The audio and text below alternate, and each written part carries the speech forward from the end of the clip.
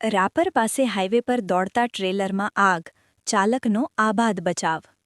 કચ્છ જિલ્લાના રાપર તાલુકાના ચિત્રોડ નજીક હાઈવે પર સોમવારની સવારે એક માલવાહક ટ્રેલરમાં અચાનક આગ લાગવાની ઘટના બની હતી.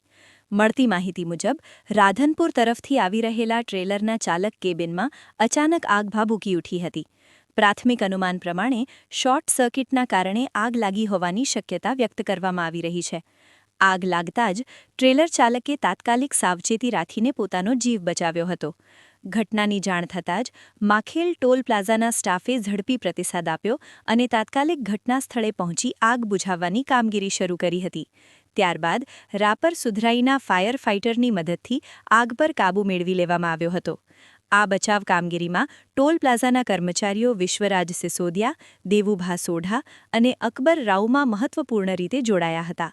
આ બનાવમાં કોઈ જ જાનહાનિ થઈ નથી, પરંતુ ટ્રેલરને નુકસાન પહોંચ્યું હોવાનું જાણવા મળે છે.